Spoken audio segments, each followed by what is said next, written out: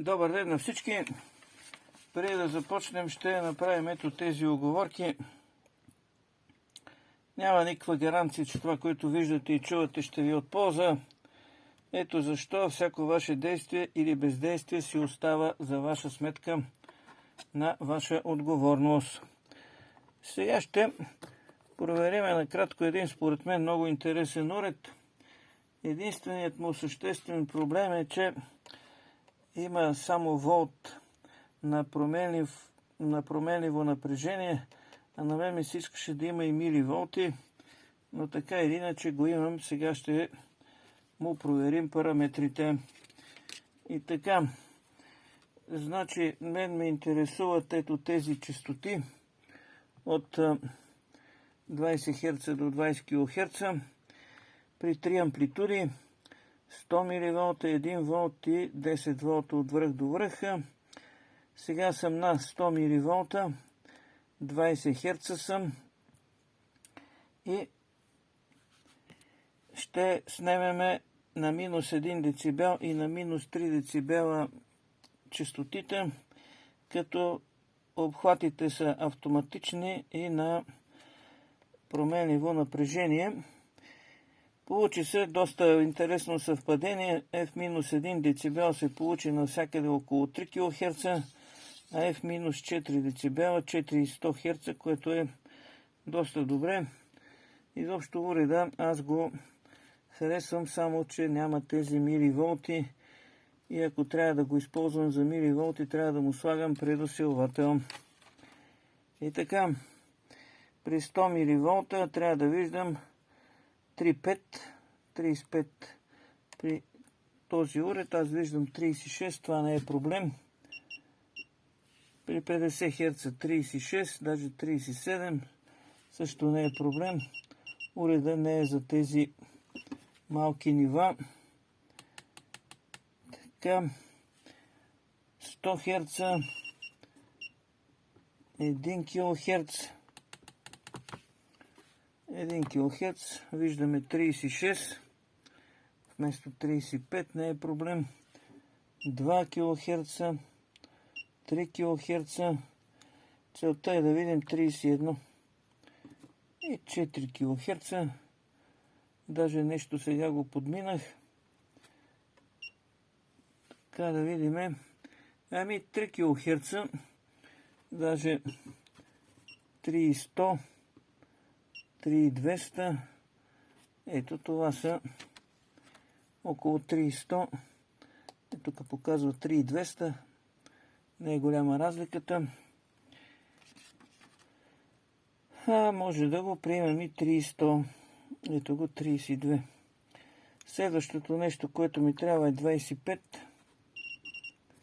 За тази цел правя 4 kHz, 26 и при 4100 още си стои 26, 4200, 25. Аз съм написал тук 3100 и 4100, то е 4200, още по-добре. Зато по принцип трябва да се направят няколко измервания и да се осредни, но няма да се вживявам толкова. Няма да има голяма наука и някаква абсолютна точност. Всичко ще бъде приблизително. И така, имаме вече 1 волт. Сега да видим какво имаме. Така, наляво. Така. И така. Ето го каквото имаме. 1 волт, 20 Hz. Трябва да виждам 353, 354, аз виждам 352. Добре. Отивам на 50 Hz, 358, вместо 354, не е голям проблем.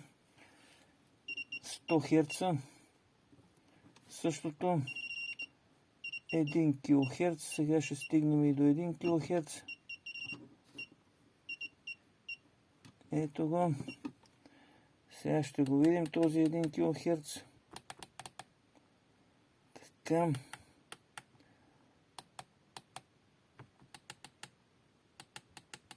Ето го.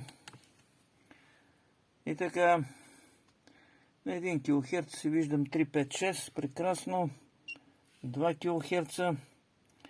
Значи целта е 315, 3 кГц. Ами 3 кГц можем да кажем, че 3 кГц е ето това тук 315 на минус 1 децибел. 4 кГц 257, 4100 и 250, 400. И така, данните се потвърдиха на 1 волт 3 кГц на минус 1 децибел и 4100 на минус 3 децибела. Доста добре за такъв мултиметър. Малко по-добър е от много други. Така. Общо взето за мен си струва парите. Но това всеки сам си го изчислява, преценява и така нататък. Аз само показвам какво съм направил аз и как съм си определил честотните ленти за всеки от уредите.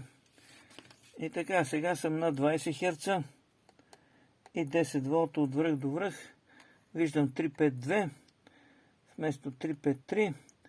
Обръщам внимание, че съм на 20 Hz извън обхвата на уреда. 50 Hz 3569 3536. Разлика колко? 30 мВ. Не ми е много. 100 Hz. Съвсем добре. 1 кГц.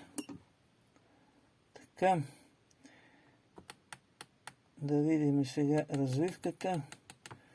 Ето 1 кГц. 1 кГц, 10 волта. 3558 вместо 3536. Не е голям проблема. 20 на миливолта. 2 кГц. 3 кГц. Вече на 3 кГц имаме 316. Трябва ми 315. Може да приеме, че е така. И така 3 кГц на минус 1 децибел. Ето го. 3 кГц на минус 1 децибел при 10 волта от връх до връх. Така, 4 кГц. Трябва да видим 250. 400. Ето 250. И така, ето 400. 10 волта. И така, едно потресаващо, бих казал, съвпадение.